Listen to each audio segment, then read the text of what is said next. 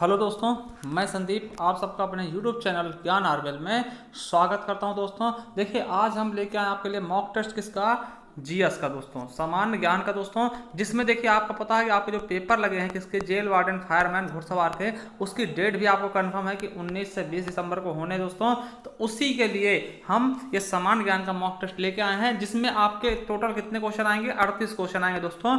और जो ये मॉक टेस्ट है दोस्तों, वो आपका प्रीवियस ईयर पेपर है, यानी कि यूपी पुलिस का दोस्तों। बहुत ही अच्छे क्वेश्चन होंगे दोस्तों, ठीक है। तो आप करना क्या है, शुरू से आखिर तक देखना है दोस्तों। ये आपके 18 जून 2018 का प्रीवियस ईयर पेपर है दोस्तों, ठीक। 18 जून 2018 का प्रीवियस ईयर पेपर है, प्रथम पाली का। इसका हमने हिंदी वाला पार्ट भी सॉल्व कराया, अगर नहीं देखा आपने तो कल ही कराया था दोस्तों। अगर नहीं देखा तो हमारे प्लेलिस्ट पे जाएंगे, जेल वार्डन फायरमैन घुड़सवार नामक प्लेलिस्ट पे, वहां पे आपको जरूर मिल जाएगा दोस्तों। तो जाइए, विजिट करिए और देखिएगा दोस्तों। तो चलिए शुरू करते हैं आज का मॉक टेस्ट दोस्तों। पूरे 38 क्वेश्चन करेंगे दोस्तों, और आप लोग हमें कमेंट बॉक्स में कमेंट करके जरूर बताना कि आपने कितने क्वेश्चन उसमें से सही किए दोस्तों। चलिए शुरू करते हैं।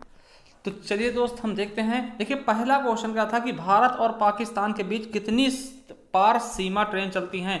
तो कितनी सीमा पार ट्रेनें चलती थी भारत और पाकिस्तान के बीच दोस्तों। देखिए, इसे बंद भी कर दिया गया था हाल ही में दोस्तों, ठीक है। तो आपको बता दें कितनी ट्रेनें चलती दोस्तों, 2 ट्रेनें सीमा पार चलती भारत और पाकिस्तान के बीच। अगर बात करते कौन कौन सी दोस्तों, तो आपको पता होगा एक समझौता एक्सप्रेस है। कौन सा नाम है, एक है समझौता एक्सप्रेस, ठीक है दोस्तों, एक है समझौता एक्सप्रेस, और दूसरा क्या है, थार एक्सप्रेस। क्या है दोस्तों, दूसरी ट्रेन कौन सी है, थार एक्सप्रेस दोस्तों। तो याद रखेंगे, समझौता एक्सप्रेस और थार एक्सप्रेस। देखिए, अब देखिए वर्तमान में लिंक एक्सप्रेस पुरानी दिल्ली से थार एवं थार एक्सप्रेस जो है कहां से कहां तक चलती है वो हमने बता दिया दोस्तों। तो 2 ट्रेनें हैं, वो किसके बीच में, भारत और पाकिस्तान के बीच में चलती है दोस्तों। अब देखिए, एक क्वेश्चन आपसे करेंगे दोस्तों यहीं से कि आप बताइएगा कि भारत और बांग्लादेश के बीच कितनी ट्रेनें चलती हैं, भारत और बांग्लादेश के बीच, क्योंकि ये भी क्वेश्चन आपके लिए इंपॉर्टेंट हो सकता है। भारत और बांग्लादेश के बीच कितनी ट्रेनें चलती हैं और उनके नाम क्या क्या है दोस्तों। अगर आपको पता है तो हमारे कमेंट बॉक्स में जरूर कमेंट करके बताना दोस्तों। चलिए, अगला क्वेश्चन है कि हाल ही में एक वैश्विक डेटा चोरी अपराध से किस कंपनी का नाम आया था दोस्तों। देखिए, ये करंट क्वेश्चन था,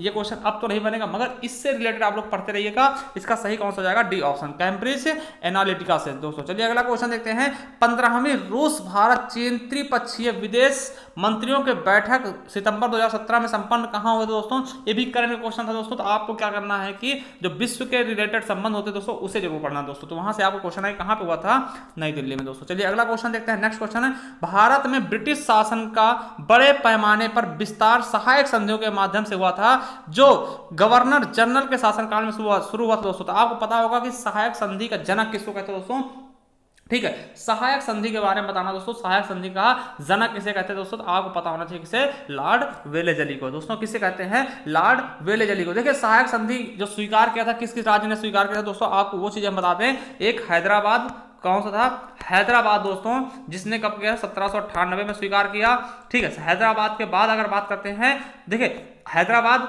ठीक, मैसूर, तंजौर, अवध, पेशवा, सब ने दोस्तों, बहुत से लोगों ने क्या किया था, इसे स्वीकार किया था।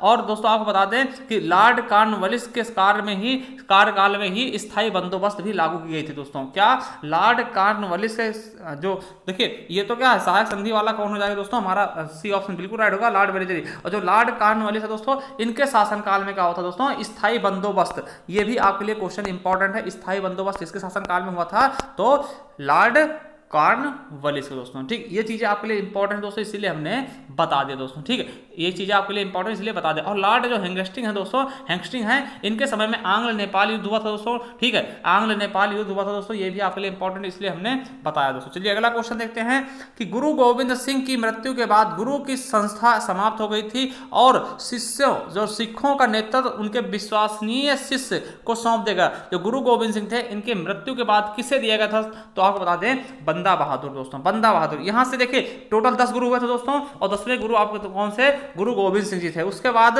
गुरु शिष्यों का समाप्त हो गया दोस्तों, है ना, गुरुओं की वो पदवी जो थी वो संस्था समाप्त कर दी गई थी। उसके बाद एक बंदा बहादुर थे दोस्तों, इन्होंने सिख धर्म का मतलब कि वो बागडोर समाई थी दोस्तों, ठीक है। आपको बता दें तो इनके शासनकाल में जो राजधानी थी, आपको पता होगा इनकी लाहौर थी, ठीक है। इनकी कौन सी राजधानी बनाई थी, बंदा बहादुर ने लाहौर बना ली थी दोस्तों, जो कि आप कहाँ पड़ता है, आपको पता है लाहौर कहाँ पड़ता है, पाकिस्तान में दोस्तों, ठीक है। तो चलिए अगले क्वेश्चन की तरफ चलते हैं। छठा क्वेश्चन क्या था, देखिए दोस्तों, थोड़ा सा क्लियरिटी कम हो सकती है दोस्तों, मगर फिर हम पढ़ के बताते हैं, आप लोग टेंशन मत लीजिएगा। कि पाकिस्तान नाम सबसे पहले के द्वारा गढ़ा गया था दोस्तों। सबसे पहले पाकिस्तान नाम शब्द का इस्तेमाल किसने किया था, किसके द्वारा लिया गया था दोस्तों? तो आपको बताते हैं किसके द्वारा, चौधरी रहमत अली द्वारा। किसके द्वारा दोस्तों? देखिए पाकिस्तान शब्द का सर्वप्रथम प्रयोग किसने किया, चौधरी रहमत अली द्वारा अपने पत्र जो था पाकिस्तान डिक्लेरेशन में, ठीक, उसमें इन्होंने किया था दोस्तों। आपको बता दें कि इन्होंने ही पाकिस्तान की जो सबसे पहले मांग की थी दोस्तों, ठीक, आपको समझ में आया दोस्तों? इन्होंने ही सबसे पहले पाकिस्तान शब्द का इस्तेमाल किया था दोस्तों, ठीक। चलिए अगला क्वेश्चन है, रविन्द्रनाथ टैगोर ने अपनी नाइटहुड की उपाधि के विरोध में त्याग दी थी। तो किसके विरोध में नाइटहुड की उपाधि इन्होंने त्याग दी थी, मतलब लौटा दिया गया था दोस्तों? तो किसके उपलक्ष्य में दोस्तों? आपको पता होगा 13 अप्रैल 1919, बहुत ही खतरनाक नरसंहार हुआ था दोस्तों, 13 अप्रैल 1919। और ये इंपॉर्टेंट है, इसको तो रट ही लेना दोस्तों। क्या हुआ था? जलियांवाला बाग हत्याकांड दोस्तों। तो इसी में ही रविन्द्रनाथ टैगोर ने इसके उपरांत क्या थी, अपनी जो नाइटहुड की उपाधि थी उसे लौटा दिया था दोस्तों, उसे वापस कर दिया था दोस्तों। तो आप लोग याद रखेंगे कि जलियांवाला बाग हत्याकांड, और इसमें गोली चलाने का आदेश किसने किया था? तो डायर ने, जनरल डायर ने दोस्तों, ठीक। चलिए अगला क्वेश्चन है, गोदावरी नदी का उद्गम स्थल किस राज्य से है दोस्तों? जो गोदावरी नदी थी दोस्तों, उसका उद्गम स्थल किस राज्य से है, मतलब कहां से वो नदी निकली? तो आपको बता दें दोस्तों कहां से निकली है, तो महाराष्ट्र से दोस्तों। कहां से निकली है दोस्तों? महाराष्ट्र से दोस्तों। आपको बता दें कि प्रायद्वीपी भारत की सबसे लंबी नदी है, और दोस्तों संपूर्ण भारत की दूसरी सबसे बड़ी नदी कौन से? गोदावरी। पहली कौन सी? गंगा दोस्तों। दूसरी कौन सी जाएगी? संपूर्ण भारत की बात करते हैं तो गोदावरी दूसरी नंबर पे आएगी लंबाई में, पहले पे गंगा है। और अगर प्रायद्वीपीय का होता है जो तीनों तरफ से पानी घिरा हो दोस्तों, ये आपका नीचे वाला हिस्सा जो होता है प्रायद्वीपीय भाग होता है दोस्तों, यहाँ की ये सबसे बड़ी नदी है दोस्तों। और कहाँ निकलती है? महाराष्ट्र के नासिक के त्र्यंबकेश्वर पहाड़ी से दोस्तों। कहाँ से? त्र्यंबकेश्वर पहाड़ी से निकलती दोस्तों, ठीक है। ये चीजें आपको याद रखना दोस्तों। और किस राज्य में बहती? तो आपको पता हो महाराष्ट्र में, तेलंगाना में, आंध्र प्रदेश, मध्य प्रदेश, उड़ीसा, छत्तीसगढ़, कर्नाटक और पुदुचेरी में, तो यहाँ ये बहती दोस्तों। चलिए अगला क्वेश्चन है, भारत की सबसे बड़ी मीठे पानी की झील कौन सी दोस्तों? डल झील, लोकटक झील, चिल्का झील या फिर उलर झील? तो दोस्तों कौन सबसे मीठे पानी झील है दोस्तों? आपको बता दें सही ऑप्शन कौन सा हो जाएगा? वुलर झील। क्या है? वुलर झील सबसे मीठी पानी की झील है दोस्तों, आपको बता दें। और सबसे खारे पानी झील कौन सी भारत की? तो चिल्का झील, जो कि आपके कहाँ है? उड़ीसा में। ये भी क्वेश्चन आपके लिए इंपॉर्टेंट दोस्तों। तो लैगून झील कौन सी है हमारी? चिल्का झील। तो हमारा सही ऑप्शन इसका कौन सा जाएगा? डी ऑप्शन बिल्कुल राइट हो जाएगा। चलिए अगले क्वेश्चन की तरफ चल देते हैं दोस्तों। 10वां नंबर क्या है? भारतीय संविधान के कानून बनाने के निर्धारित प्रक्रिया काफी हद तक के देश के संविधान से प्रभावित है। तो किसके देश के संविधान से प्रभावित है दोस्तों? तो देखिए इसका हमारा सही ऑप्शन कौन सा जाएगा दोस्तों? जापान। किससे दोस्तों? जापान से प्रभावित है दोस्तों, ठीक। तो हमारा सही ऑप्शन क्या जाएगा? C number. चलिए अगले क्वेश्चन की तरफ चल देते हैं दोस्तों। देखिए शिक्षा का अधिकार आरटीई अधिनियम वर्ष में भारत की संसद द्वारा अधिनियमित किया गया दोस्तों। तो शिक्षा का अधिकार जिसको हम क्या बोलते हैं? आरटीई, राइट टू एजुकेशन दोस्तों, राइट टू एजुकेशन, जिसे आपको पता होगा कि कब जोड़ा गया दोस्तों। तो देखिए थोड़ा समझिए इसके बारे में, क्योंकि यहां से क्वेश्चन आपके एग्जाम में पूछे जाएंगे। तो 86वां संशोधन हुआ था, 86वां संशोधन के तहत है ना, 86वां संशोधन कब हुआ था? 2002 में दोस्तों, उसके तहत जोड़ा गया था इसे। अब देखिए जोड़ा गया तो कहां जोड़ा गया होगा, ये भी आपको पता होना चाहिए। देखिए भाग 3, देखिए भाग 3 में दोस्तों, और किस अनुच्छेद में? तो अनुच्छेद 21A में। कहां पर दोस्तों? अनुच्छेद 21 के काम में, या फिर ए कह सकते हो दोस्तों। इसके अंतर्गत कहा गया है कि 6 से 14 वर्ष के बच्चों के लिए, कितने? 6 से 14 वर्ष के बच्चों के लिए निःशुल्क और अनिवार्य शिक्षा दी जाएगी दोस्तों, ठीक है। निःशुल्क और अनिवार्य शिक्षा दी जाएगी दोस्तों। तो आपको बता दें कि संसद द्वारा अधिनियमित कब किया गया दोस्तों? तो इसका सही ऑप्शन कौन सा जाएगा हमारा? 2009 में यह अधिनियमित किया गया संसद द्वारा, और अप्रैल 2010 से लागू किया गया। अगर क्वेश्चन होता कि लागू कब किया गया तो आप 2010 बताते, मगर अधिनियमित कब किया गया दोस्तों? 2009 में किया गया था दोस्तों, ठीक। चलिए अगला क्वेश्चन देखते हैं। नेक्स्ट क्वेश्चन क्या कहता है? महाराजा सवाई जयसिंह द्वितीय ने में एक खगोलीय वेधशाला स्थापित की दोस्तों। तो आपको पता होगा कि इन्होंने, ये भैया बहुत ही अच्छे कौन थे? विद्वान थे दोस्तों, और इनका बहुत ही वैज्ञानिकों की तरफ मतलब बहुत ही बड़ा अनुभव था दोस्तों। तो इन्होंने वेधशालाएं स्थापित की थी, जिसको हम जंतर मंतर बोलते हैं दोस्तों। तो इन्होंने 5 जगह की थी दोस्तों। तो आपको 5 जगह कौन कौन से हम आपको बता देते हैं, ये याद रख लेना, यहीं से क्वेश्चन बहुत बार पूछा था। तो कौन सा? उज्जैन दोस्तों, पहला उज्जैन, दिल्ली, और उसके बाद मथुरा, कहां पर? मथुरा, मथुरा के बाद आपका बनारस हो जाएगा दोस्तों, जिसको काशी आप बोलते हैं, तो बनारस, वाराणसी दोस्तों और जयपुर, ये 5 जगह हैं जहां पे इन्होंने वेधशालाएं स्थापित की थी। और ये क्वेश्चन आपके इंपॉर्टेंट है दोस्तों, आपके एग्जाम के लिए दोस्तों, ठीक है। तो यहां पर हम देखते हैं कहां कहां पे क्या पूछा, स्थापित की तो उज्जैन भी की थी दोस्तों, ठीक है, तो उज्जैन में इन्होंने की थी दोस्तों, ठीक है, तो स्थापित की गई। तो हमारा सही ऑप्शन कौन सा हो जाएगा, उज्जैन दोस्तों, यहाँ पे हमें दिख रहा दोस्तों, ठीक, तो हमारा उज्जैन हो जाएगा, ए बिल्कुल ऑप्शन राइट हो जाएगा। चलिए अगला क्वेश्चन देखते हैं। यूनिवर्सल टीकाकरण कार्यक्रम के रूप में केंद्रीय स्वास्थ्य मंत्रालय ने के विरुद्ध दोहरे संरक्षण के लिए एकल टीके का शुभारंभ किया दोस्तों। तो किसके लिए एकल टीके का शुभारंभ किया दोस्तों, तो हमारा सही ऑप्शन क्या हो जाएगा, खसरा और रुबेला दोस्तों। किसके लिए, खसरा और रुबेला के लिए ये एकल कार्यक्रम शुरू किया गया था दोस्तों, ठीक। चलिए अगला क्वेश्चन हम देख लेते हैं। 14 नंबर क्या है, 2011 की जनगणना के अनुसार उत्तर प्रदेश के किस जिले की जनसंख्या सबसे ज्यादा है दोस्तों। देखिए करंट के आपको उत्तर प्रदेश से कम 7 से 8 क्वेश्चन देखने को मिलेंगे दोस्तों हर एक शिफ्ट में दोस्तों। और उत्तर प्रदेश स्पेशल के बारे में अगर पढ़ना चाहते हैं आप, तो हमने एक प्लेलिस्ट बनाई है उत्तर प्रदेश स्पेशल दोस्तों, तो वहां पे जाइएगा, वहां पे हमने मॉक टेस्ट करवाए हैं, तो दोस्तों वहां पे आपको मिल जाएंगे क्वेश्चन। तो आपको बताते हैं कि सबसे ज्यादा जनसंख्या जो थी आपकी कहां है, इलाहाबाद, जिसका नाम क्या है, प्रयागराज कर दिया, हमारा सी ऑप्शन बिल्कुल राइट होगा। इलाहाबाद के बाद बात करते हैं तो मुरादाबाद में जाएगी, दूसरे नंबर पर कौन होगा, मुरादाबाद दोस्तों। देखिए फिर गाजियाबाद, फिर आजमगढ़, फिर लखनऊ, फिर गाजियाबाद हो जाएगा दोस्तों, फिर आजमगढ़ और फिर लखनऊ। तो टॉप 5 आपको याद रखने दोस्तों, दोबारा देख लीजिएगा, इलाहाबाद, मुरादाबाद, गाजियाबाद, आजमगढ़ और लखनऊ दोस्तों, ठीक। तो चलिए अगला क्वेश्चन देखते हैं। 15 नंबर, निम्नलिखित में से किस रियासत ने 1947 में पाकिस्तान से मिलने की घोषणा की थी, लेकिन बाद में जनमत संग्रह के बाद इसे भारत में शामिल होने के लिए मजबूर होना पड़ा दोस्तों। देखिए बहुत ही अच्छा क्वेश्चन दोस्तों है कि किसने पहले पाकिस्तान में मिलने की घोषणा कर दी, मगर वहां पर जब जनमत संग्रह करवाया गया दोस्तों, तो वो अपने भारत में मिल गया दोस्तों, ठीक है। तो आपको पता होना चाहिए किसके, जूनागढ़ दोस्तों, ठीक, किसने, जूनागढ़ को किसके द्वारा, जनमत संग्रह के द्वारा मिलाया गया दोस्तों। देखिए 3 ऐसे राज्य थे दोस्तों जो कि भारत में मिलने से मना कर रहे थे दोस्तों। कौन कौन से थे वो आपको पता होना चाहिए। देखिए जम्मू कश्मीर भी था, थोड़ा सा समझ लेते इसके बारे में, पूछ लेते क्वेश्चन। तो जम्मू कश्मीर था दोस्तों, जम्मू कश्मीर था, ठीक है, और जूनागढ़ था दोस्तों, जूनागढ़ था, ठीक, जम्मू कश्मीर, जूनागढ़ था दोस्तों, और हैदराबाद था, ठीक दोस्तों। ये 3 रियासतें थी जो कि भारत में मिलने से मना कर रही थी दोस्तों। तो किस तरह मिलाया गया इनको हम बताते दोस्तों, लिख लीजिएगा, आप लोग नोट डाउन कर लीजिएगा, बहुत ही इंपॉर्टेंट है दोस्तों, ठीक, बहुत ही इंपॉर्टेंट है। देखिए जम्मू कश्मीर को किस तरह मिलाएगा दोस्तों, तो आपको पता होना चाहिए विलय पत्र पर हस्ताक्षर द्वारा, विलय पत्र पर हस्ताक्षर लिख लेंगे, विलय पत्र पर हस्ताक्षर, ये लिख लेना दोस्तों, बहुत ही इंपॉर्टेंट है, नहीं तो आप बाद में खोजते रह जाएंगे, ठीक दोस्तों, अगर आ जाएगा एग्जाम में। तो जूनागढ़ को किसके द्वारा, तो पता है इसमें बताया गया जनमत संग्रह, वहां के लोगों से कहा गया कि आप बताइए आप किसके साथ जाना चाहते हैं, पाकिस्तान या भारत साथ।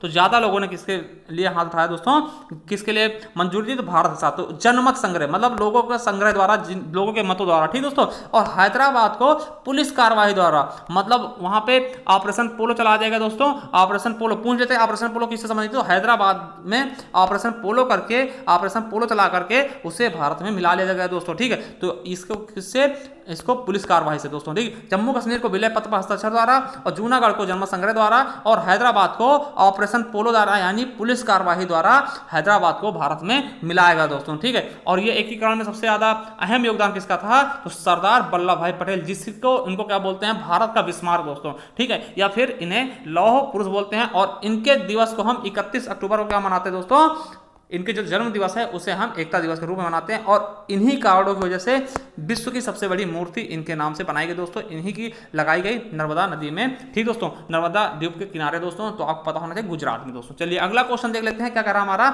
16 नंबर, निम्नलिखित भारतीय राज्यों में से किसमें कर्क रेखा नहीं गुजरती दोस्तों। तो आपको पता होना चाहिए एक ट्रिक होता दोस्तों, गुराम छपजा त्रिमी, ठीक, गुराम छप झा त्रि में दोस्तों, ठीक। इस पे बहुत सारे होते हैं दोस्तों ट्रिक, मगर ये क्या होता है, एक लाइन होता है दोस्तों, एक तरीके से अगर पूछ लेगा कि एक सीक्वेंस से लगाना। देखिए गुजरात, राजस्थान, मध्य प्रदेश, छत्तीसगढ़, पश्चिम बंगाल, झारखंड और त्रिपुरा, एम से मिजोरम, गुराम छपजा त्रि में ऐसे याद कर लेंगे दोस्तों। तो यहां से होकर गुजरती है, तो कहां से नहीं गुजरती दोस्तों, तो आपको पता होना चाहिए, इसमें हमारा उत्तर प्रदेश है ही नहीं दोस्तों, उत्तर प्रदेश से नहीं होता गुजरती दोस्तों। जबकि राजस्थान है दोस्तों, ये देखिए ये राजस्थान हो गया, त्रिपुरा है, ये त्रि हो गया दोस्तों, मिजोरम है, ये मी हो गया दोस्तों। तो उत्तर प्रदेश से होकर के नहीं गुजरती दोस्तों। चलिए अगला क्वेश्चन देख लेते हैं।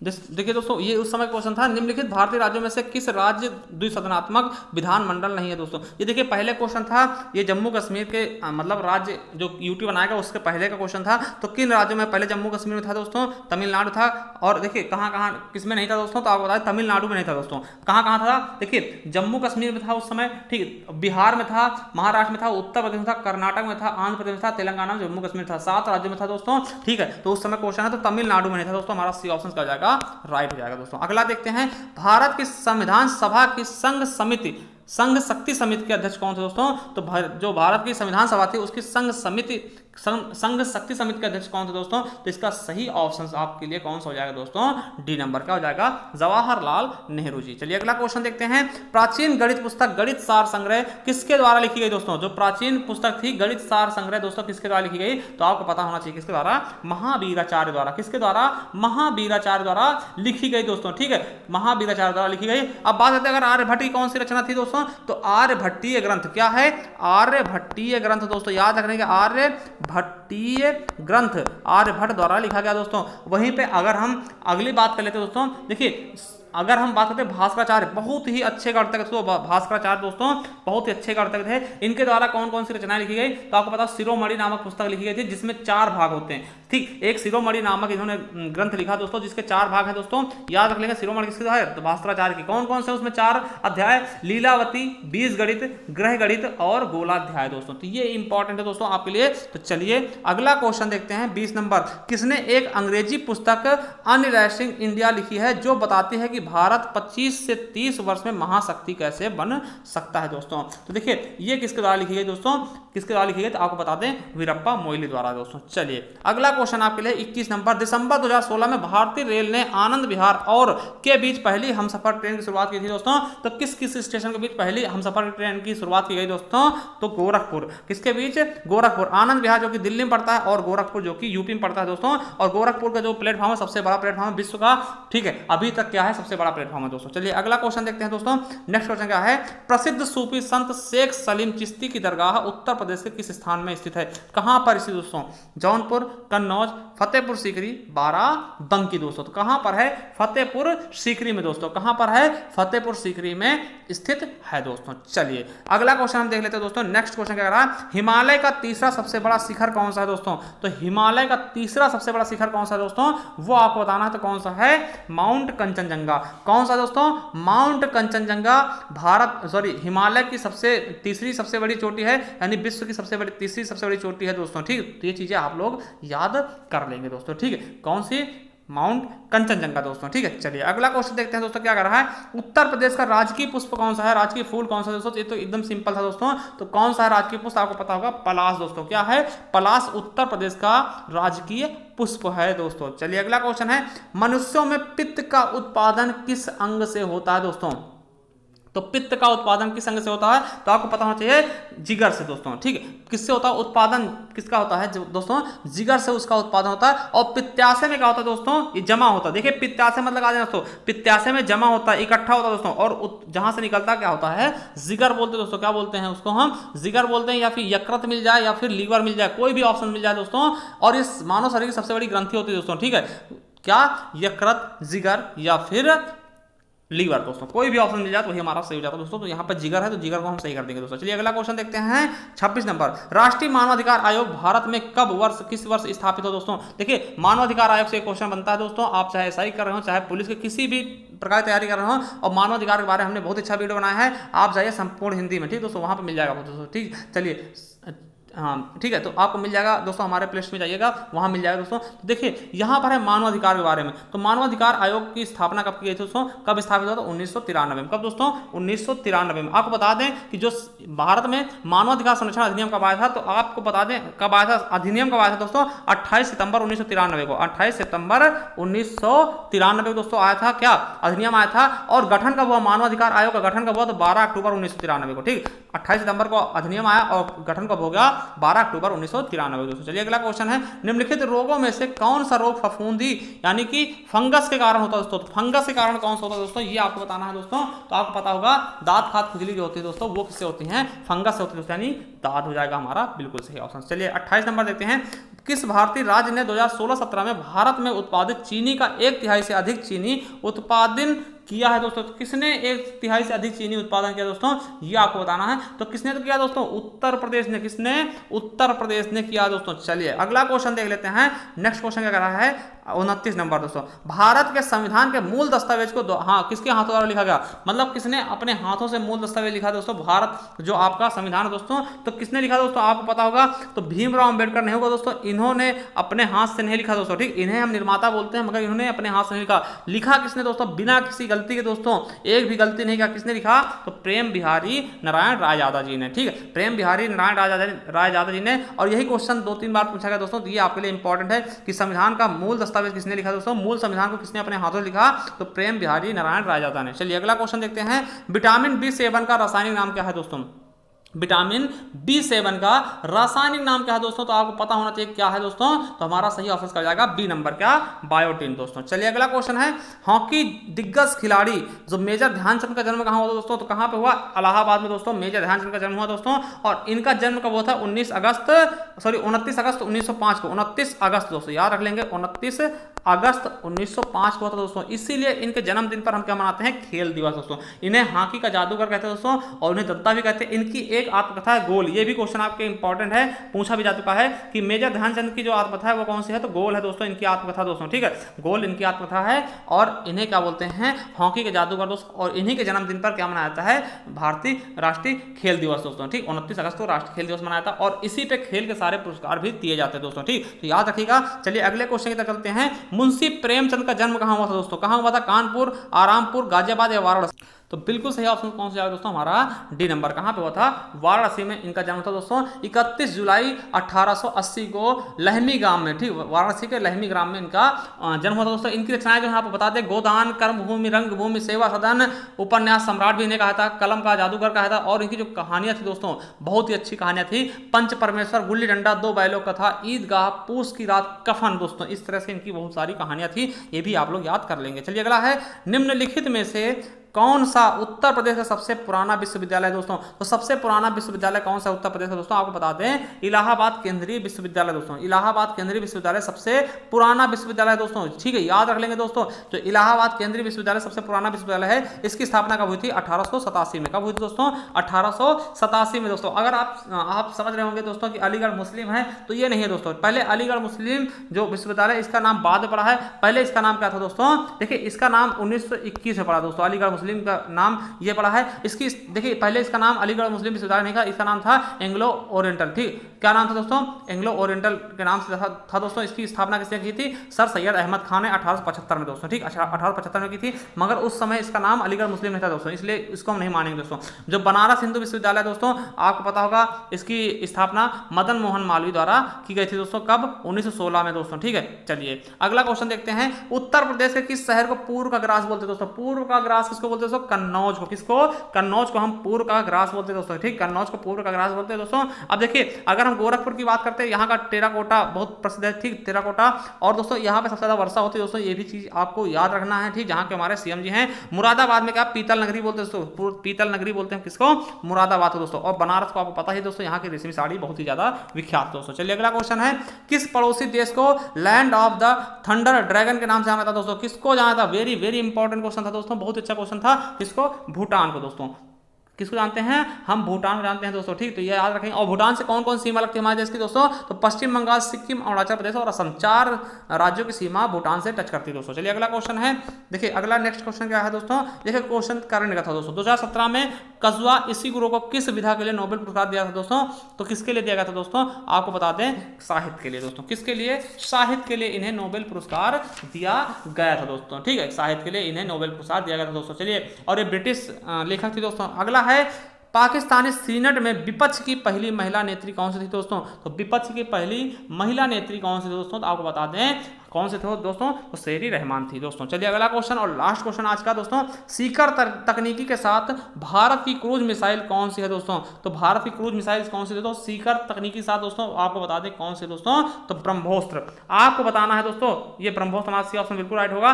ब्रह्मोस्त्र बताना दोस्तों किन दो देशों के साथ सहयोग से बनाया गया ब्रह्मोस्त्र मिसाइल को, किन दो देशों के, भारत और दूसरा कौन सा देश दोस्तों, और इसका नामकरण किसके नाम पे पड़ा दोस्तों? तो ब्रह्मोस्त्र जो है मिसाइल है दोस्तों, ये किन दो देशों के बीच समझौते बनाया गया और इसका नाम ब्रह्मोस्त्र कैसे पड़ा? अगर आपको पता है कमेंट बॉक्स में कमेंट करके हमें जरूर बताना, और ये भी बताना आपने स्कोर कितना किया दोस्तों। तो चलिए वीडियो कैसी लगी आप जरूर बताना दोस्तों। थैंक यू, धन्यवाद। इसी तरह की वीडियो हम आपके लिए लाते रहेंगे। अगर आप हमारे चैनल पर नए हैं तो चैनल सब्सक्राइब कर ले, बेल आइकन जरूर प्रेस करें दोस्तों। थैंक यू, धन्यवाद।